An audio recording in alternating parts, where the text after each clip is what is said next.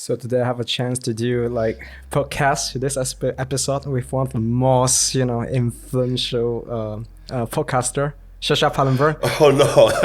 Well, thank you so much for having me. So you're a former head of digital transformation, right, at Daimler AG? Yeah. I just left Daimler. For those that don't know the Daimler Group, it's Mercedes, basically. Yeah, so Mercedes is one of our brands here in Taiwan. Fuso is also one of our brands, right? And just it's a global company. Yeah. So let's do a quick one. So Apple, right? Recently, big announcement. Yeah. They're going into the car market. They would produce the car from 2025. A lot of rumors, the Project Titan, right? So how do you think about Apple? Do you think they can really deliver a real car, given that, a phone is so a lot simpler than a car. Car is so complex. What's your take on that? As a disclaimer, and due to the fact that I still have some Apple shares, it would have been great if it would have been an official announcement for the stock price. Of course, it's one of these rumors that's been circulating around the world for almost a decade right now, Project Titan. I remember people in the Silicon Valley telling me about 7 or 8 years ago, I saw this prototype of Project Titan, which was, of course, utter nonsense. Well, Apple is working or has its own mobility and car division for quite some time. I remember them setting up a kind of software development division together with QNX. QNX are, in my opinion, the crown jewels besides the patent portfolio that BlackBerry still owns. BlackBerry got bought from BlackBerry. Oh my God, 7-8 years ago. I can't recall it anymore. An amazing company. Been ages ahead in terms of UX experiences in an automotive scenario, and so Apple's been working with these guys for quite some time. I'm not sure if they're still doing this. I would think so, but I know about this since maybe 2015 or 2016 or so. And at that time, I was convinced that Apple is basically working on an operating system for cars to turn a dumb car into a smart car, maybe, which would make sense because, Apple is a company that, just looking at their balance sheets, they have profit margins that are insane. I remember when the first generation of the iPhone came out, they had a profit margin of about 60%. Right now, I think they lifted it up to 65 to 70%, depending on the model that they have. And now they are jumping into an industry where we're talking about profit margins in between 8 and 12%. Could you imagine, what Tim Cook talking to his shareholders? Hey, we have this new amazing product category, and it has an average 10% of profit margin, right? They couldn't get it. But what's interesting here is when we look at the development of the car and mobility as a whole, and when we are more looking at it from a perspective as a mobile device, the car of the future in terms of its processing power will be the fastest platform that we own, or maybe not own. Let's say the fastest platform that we use. The processing power of a modern car is just absolutely amazing, right? Each and every single, when I look at what maybe a Drive PX2 from NVIDIA, or a recent Mobileye platform, or what Qualcomm announced, or even what entry-level chip makers like MediaTek are going to supply for future cars. This is a processing power that's on the same level as all the computing power in the world by the late 70s in a single unit. Yeah, I think that's still mind-blowing. I believe that when you look at the dynamics of this industry, and when we look at a wheel announcement, and a wheel announcement, for example, was that Geely is teaming up with Foxconn. Geely, a company with an automotive background. Foxconn, a company with how can I build consumer electronic products and how can I scale in just a couple of months. if these guys are coming together, I think magic can happen.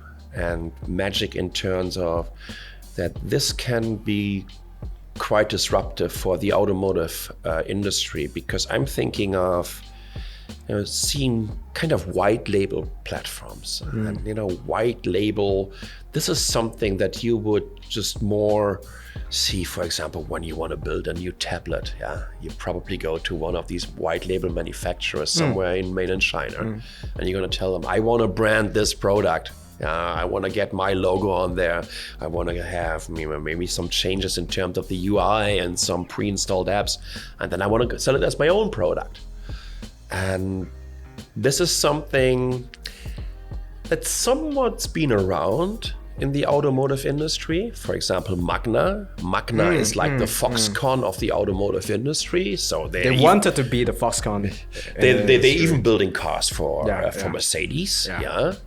I know Apple actually approached them like many years ago, talking about the Titan project. I'm pretty sure that Apple's been contacting each and everyone in this industry to also figure out, right? This is about learning new processes. This is about learning where can I source different components. So that rumor finally, maybe, I would still say maybe, because there's another rumor in terms of, I think it was Hyundai, that Apple wants to team up with, or I think we'll see. When they make the big announcement, it's going to change the landscape. It's definitely going to change the landscape. So therefore, let's see. So that brings to my second question, which is, we know Tesla is going from a top-down approach, right? Like they rolled out the Roadster and then starts from Tesla X and then S and start from the most luxurious version of the car. So, and I quote you like, I think 1 or 2 years ago, you were saying like Daimler should focus on the sharing platform, car sharing platform. So how do you see this is like, some predictions or how do you see Apple would go from there? Like, as in, do you see they would roll out like a sport car or supercar version of Apple, or it would be commercialized like a sedan car for everyone at a lower price, or they would just build it into be on top of a sharing model? I'm not sure if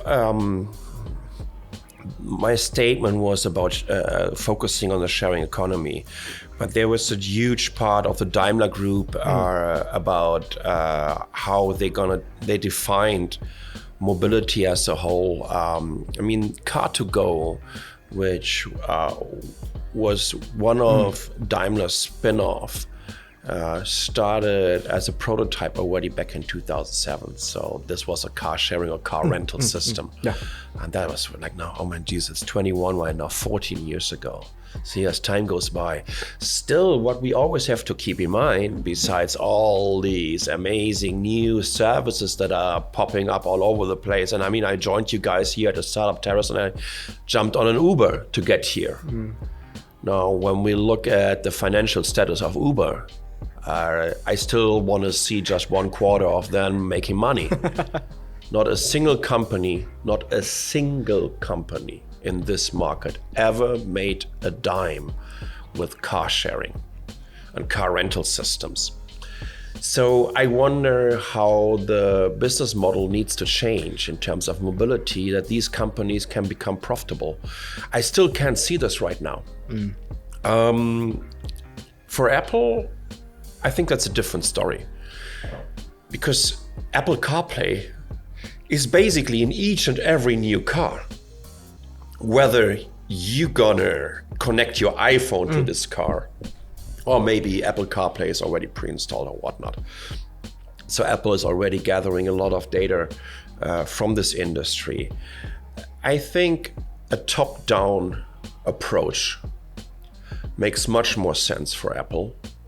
First of all, I see Apple as a luxury brand, even though, of course, they have some entry-level products. But in terms of product quality, design, brand equity, this is clearly a luxury brand for me. Therefore, I think it would be wise for Apple to start in a market that, due to its dynamics, is much more stable.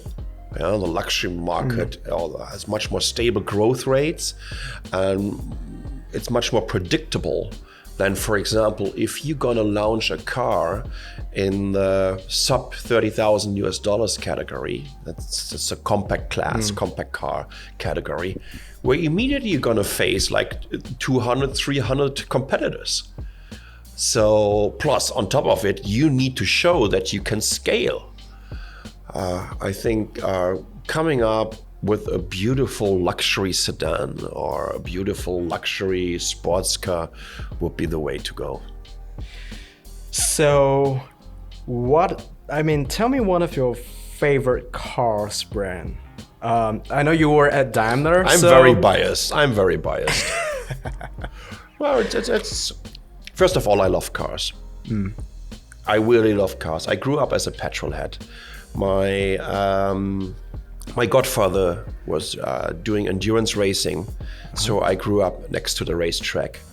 Every second weekend we've been there. I saw, all these famous Porsche 911, and I think when it comes down to the most iconic car for me, to the first car I drew on a sheet of paper as a kid, it was a Porsche 911. This is so classic. Yeah, by the way, classic, I just saw the first Taycan here on my way here to you guys on the road here, a white Taycan. And I can still see the Porsche 911 in there. I can still see the timeless beauty and design of it.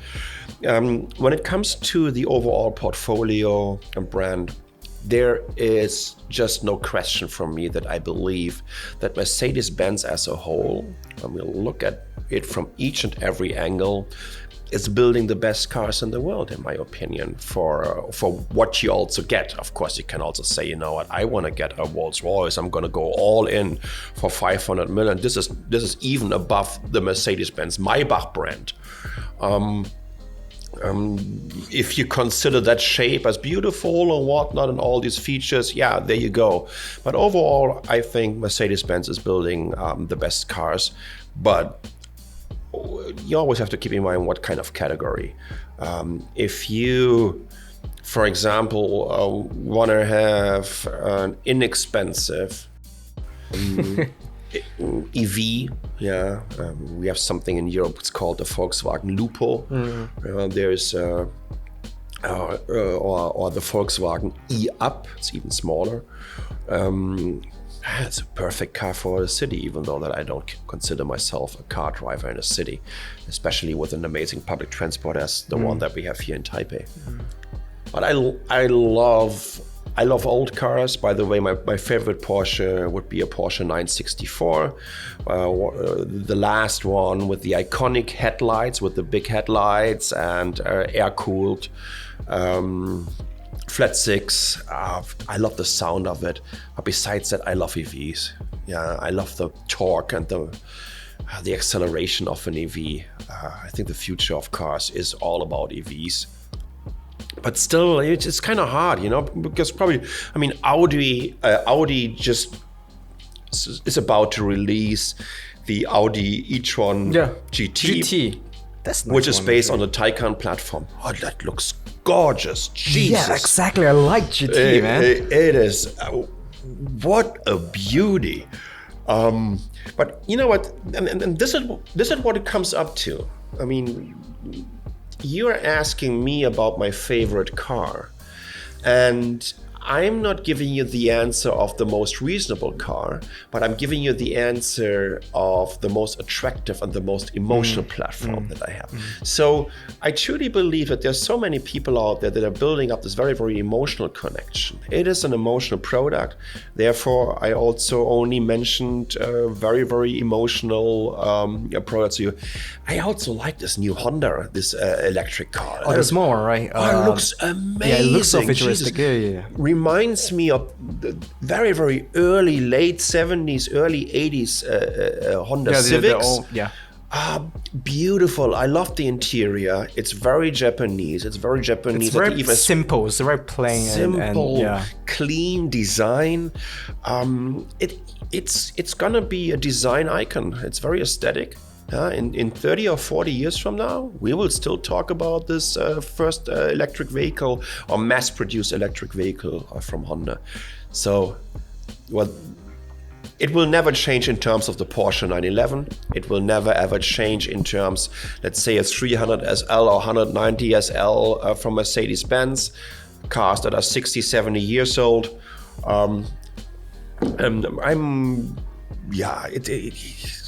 If I would choose a car, and if I could drive it over here right now, it would be an electric car, and it would probably, because I'm self-partnering, so I don't have a family that I have to get from A to B.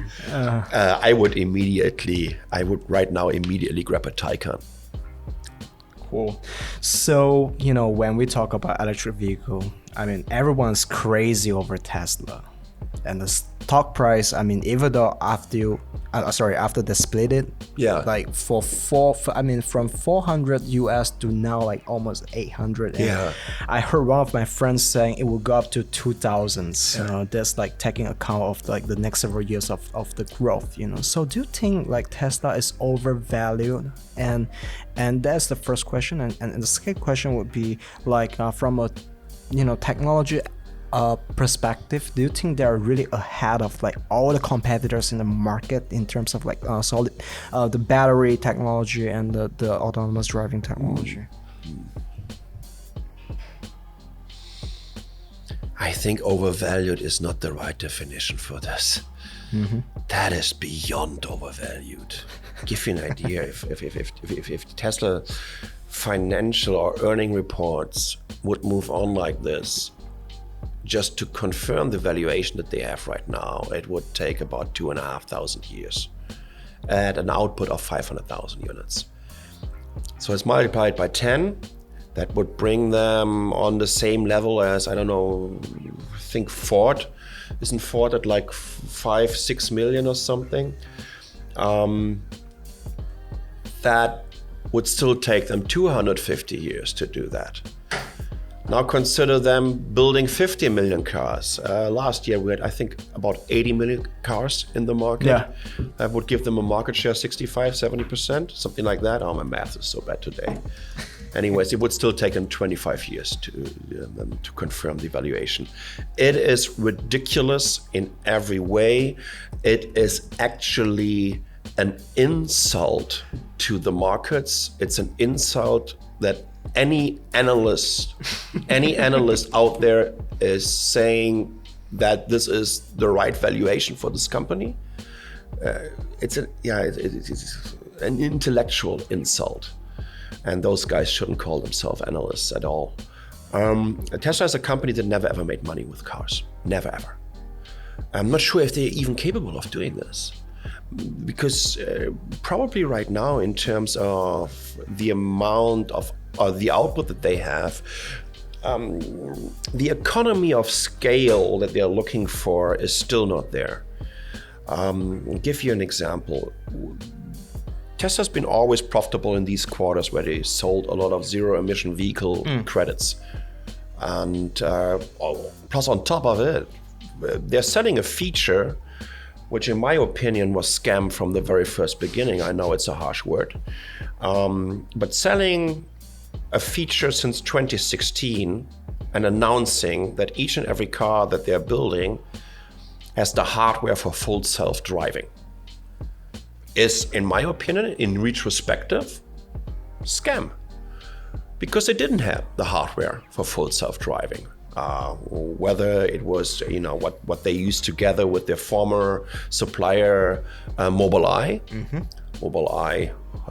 who canceled the contract with Tesla, saying they oversold a product. They sold a product, or they sold capabilities that this product doesn't have. Or whether it was NVIDIA, that they quit and now came up with a silicon that looks pretty good on paper. In terms of the architecture that they're using and production process, I still think that they're behind, way behind industry standards. When I look at the performance per watt ratio of someone like Mobileye, what Qualcomm announced for their very first generation from the ground up silicon, when I look at the latest NVIDIA announcement, I mean, these guys are facing, on the chip development, they're facing an industry that has development cycles. Just to give you an idea, in the last 6 years of NVIDIA Drive PX, or was it last 5? I think 2014, something like this. You know, if I'm wrong, just leave me a comment. I mean, we'll probably have a lot of comments on it anyways, because I'm way too honest right now about Tesla. I think NVIDIA already brought 7 different Drive PX platforms to the market. So now it is for Tesla in April. They need to announce a new silicon just to keep up with the life cycle of this industry. Yeah. They won't do that. Trust me. It's expensive, and it will also be expensive to update the recent generations again. So I don't see them ahead at that point in terms of, once again, the silicon that they have right now, and also in the way they compared it. For someone who worked in corporate communication and with somewhat of a tech background and writing and analyzing silicon and chipsets and PCBs and whatnot for so many years, that was a good PR show. Yeah, I give them that. But also the way they compared this to NVIDIA by also using a silicon from NVIDIA that was only using half of the available cores and whatnot. It just makes no sense whatsoever. So I don't see them ahead at this point. I always have to give them credit. Now, besides all my criticism around Tesla, it's very, very important that the automotive industry understands that this company is a couple of years ahead in the way they think about the car. You know, when typical designers for a car maker, an OEM, they probably start with the 4 wheels, right? Well, Tesla started thinking about a car with the first line of code. And that's a huge difference. It's a different mindset.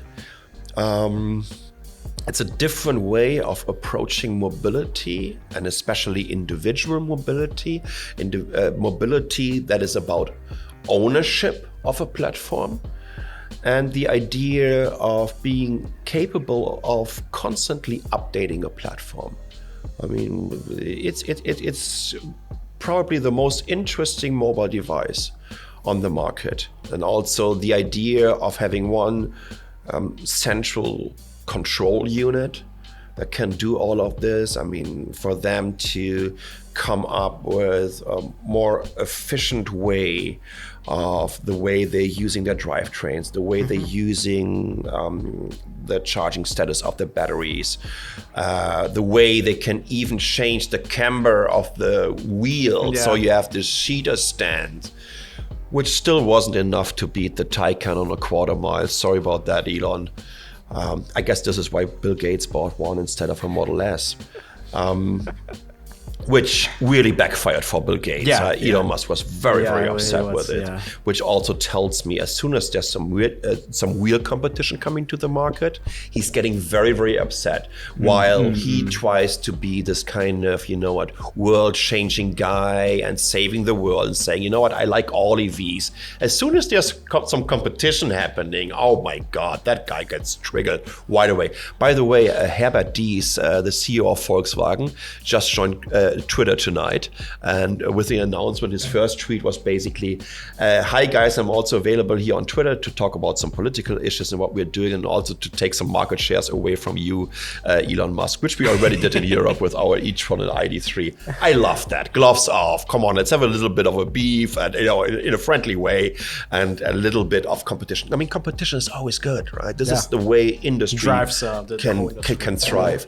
So I give them an advantage regarding this. Let's talk about battery technology, because this is also very, very important. It's so interesting to see how many battery experts been around lately. If I would just get $10 for each and every battery breakthrough that I wrote about in the last 20 years, you know what? We could do this here with some proper golden microphones and some diamonds just, kind of sparkled around this. Because I would be very, very, very rich. Tesla's battery day, in terms of their new cell, to be honest, the honeycomb one, the new platform. It was quite underwhelming. Yeah, so was it like 20% more range, right? I mean, the battery is like twice as big right now. I'm not so sure about this. The idea of them now even going into the mining business, Jesus, now look at these analysts and these guys that are doing mining. They got them laughing their butts off. Seriously. But this is what's so fascinating about this. Whatever they announce, it becomes the new benchmark for disruptive ideas for whatever industry. I'm pretty sure if Elon Musk is going to tweet tonight that they're working on a time machine that they might going to release in 2027, 50% of its followers are going to believe that. And that's a problem. And this also tells you a little bit about the valuation of this company. It's an insane FOMO. It's an insane FOMO, heavily also driven by retail traders. All of these guys that during a lockdown downloaded Robinhood trading app for the very first time, right? By the way, Stellantis, the FCA automotive group, which is going to the market as Stellantis now, I think their shortcut for the stock markets is going to be STLA. You know what? I'm 100% sure that this stock will go through the roof because all these first-time retail traders mistakenly think that this is Tesla because it's just so close. Or these, and they're going to buy it because they think, oh my God, it's so cheap. Jesus, and that's the world we're living in. Yeah, it reminds me of Elon was talking about using Signal, right? And all the investors are pouring money into the wrong Signal company. It's a medical device company in Israel. So. Yeah. It's insane. Once again, battery technology, when you look at the cells that they got from Panasonic so far, by the way, other companies are also using these cells. For example, even here in Taiwan, Gogoro is using the same cells as the ones that are in a Model S, Model X, and Model 3. I think Tesla is also pretty good in coming up with some very lab-driven range estimations, especially when it comes to EPA. Tesla is the only company in the world compared to the real life change, and I'm really talking about 10 different media outlets, like and outlets, even like automotive magazines been doing this for decades. There's no other EV maker that has such a gap between these official EPA ranges and the real life ranges. By the way, there is one manufacturer that has an even bigger gap, and that's Porsche. But the other way around, Yeah, so the Taycan, I think the Turbo S has a EPA range of 204 miles. And then they're doing their real life test on Edmondson or whatever. And out of a sudden, it has 260 or 270 miles. While on Tesla, with their 400 miles estimation, out of a sudden, it's 320 only. So that's kind of weird. So they definitely have an edge on this. But I think they're also, in terms of, this is something that I can honestly tell you that each and every OEM was facing when they worked together with Tesla. At least they did some, talks or whatever, where OEMs would basically, and engineers of these OEMs would basically telling you, you know what, this is too much of a risk. They're pushing it to the edge. Give you an example. All the traditional OEMs, just to make sure that the life cycle of the battery would still be there in 10, 15 years, they have a little bit of a buffer. So for example, they are saying, okay, we have an 82 kilowatt hour battery, but it's actually a 90 kilowatt hour or 92 kilowatt. So they're using this buffer as something to kind of, keep the life cycle of the battery up there. When you charge your phone, right, and you go for a typical lithium-ion battery that you have in these days, the best way to charge your device and to also make sure that it will last for a long time is something in between 10, 20 to 80%. This kind of makes sure that your battery will last, right? And this is the way or the approach of the traditional OEMs. Gotta keep it safety, right? They play the long game, the long one. Yeah. When you look at the history of all these guys announcing, hey, you know what? This is my Tesla here, driven 500,000 miles, driven 1,000,000 miles.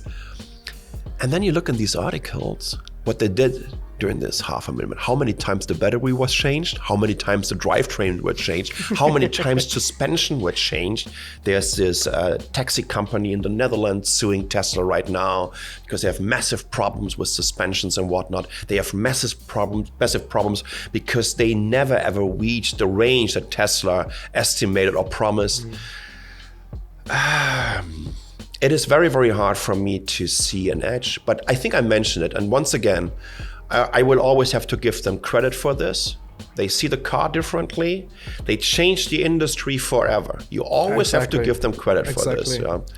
They made EV sexy, and the approach of thinking about a mobility platform from the first line of code. And I don't mean creating an app, but creating a car around code.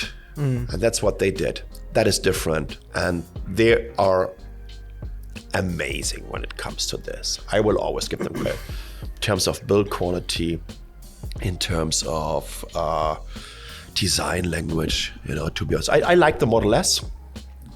Clean sedan design, timeless.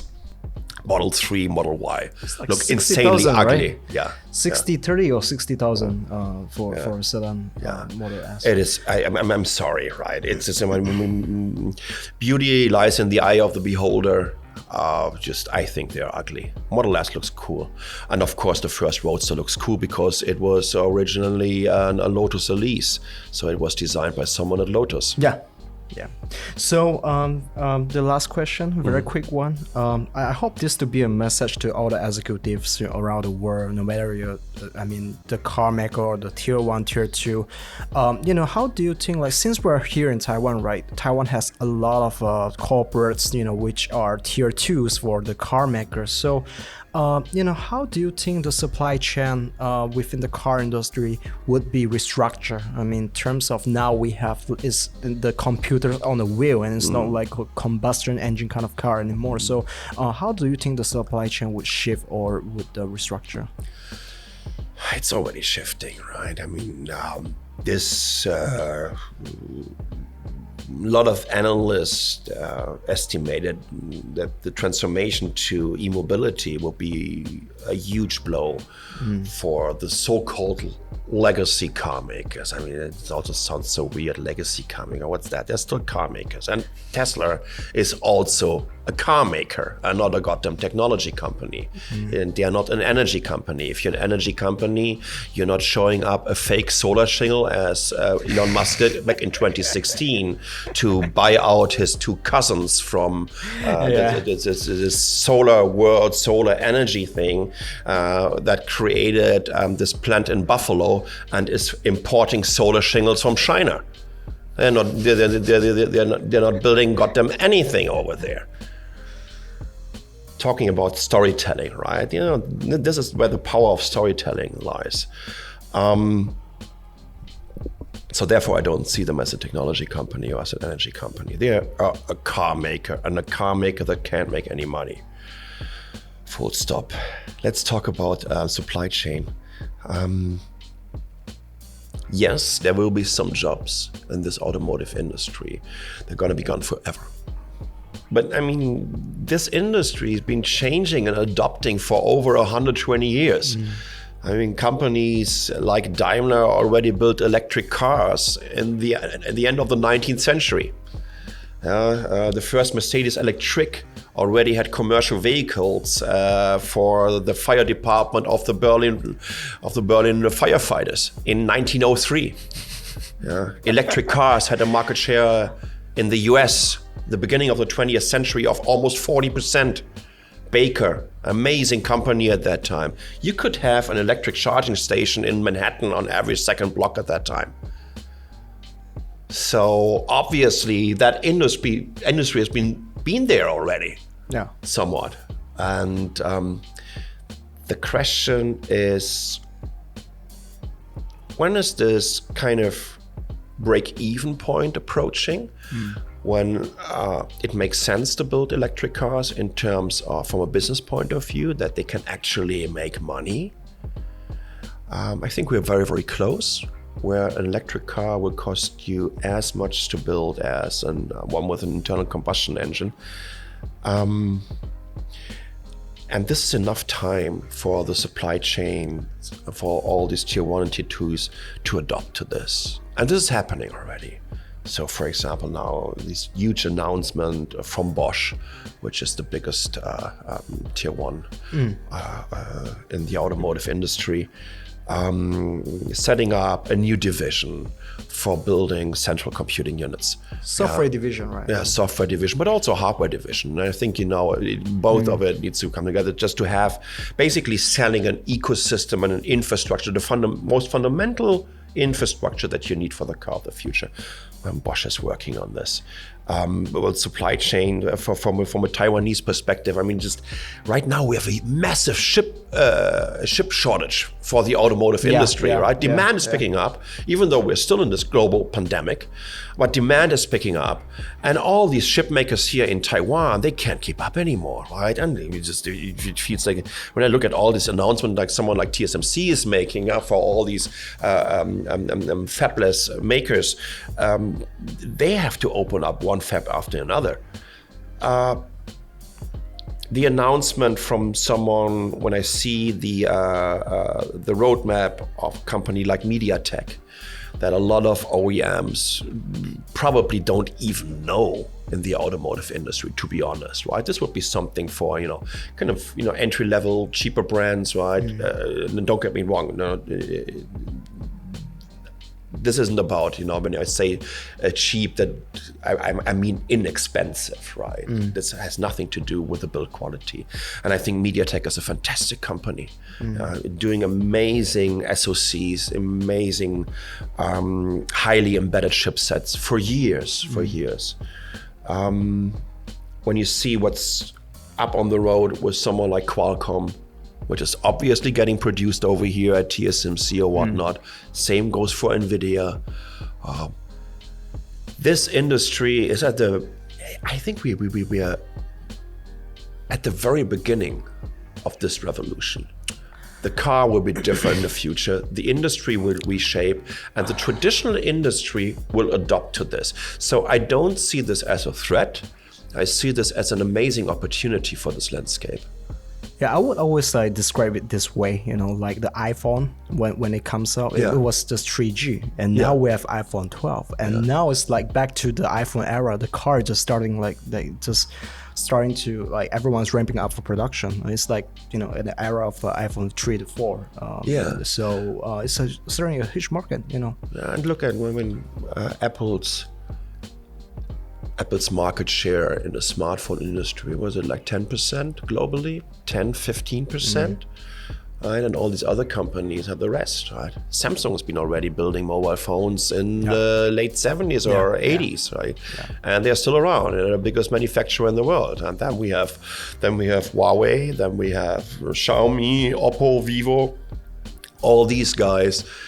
There is just the car industry is such a complicated one. I can go to Shenzhen from here and build a new phone brand from scratch in 30 days.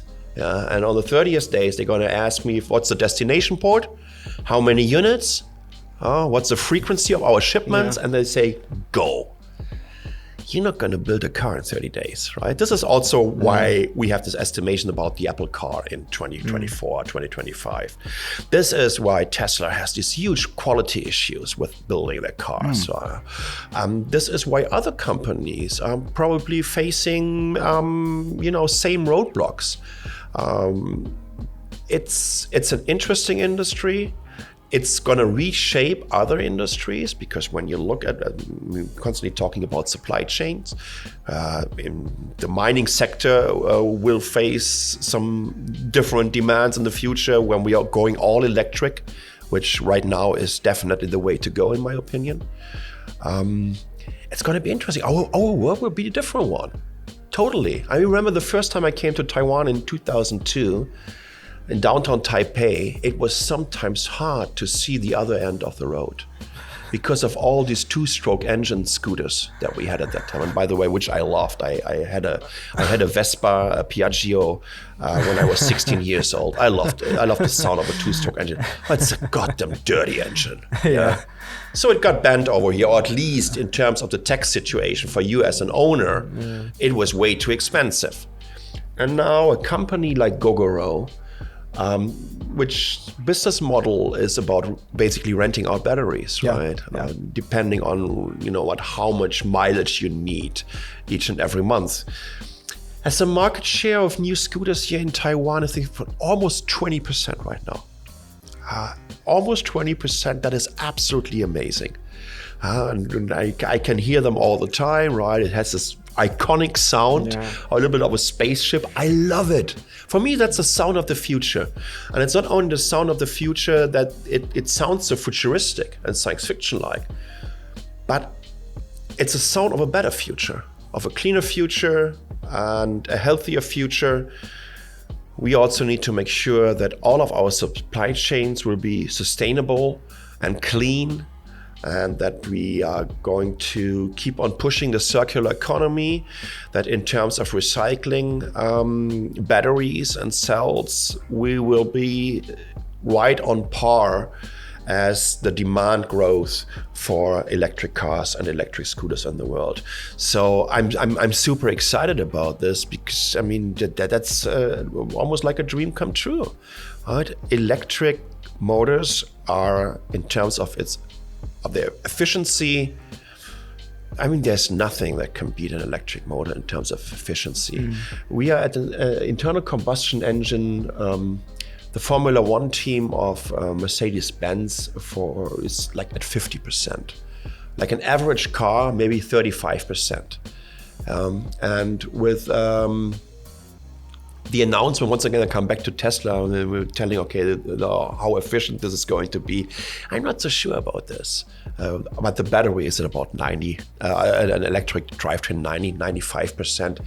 That is absolutely amazing. Yeah? And we have to do this. This is about, taking care of resources, taking care of energy.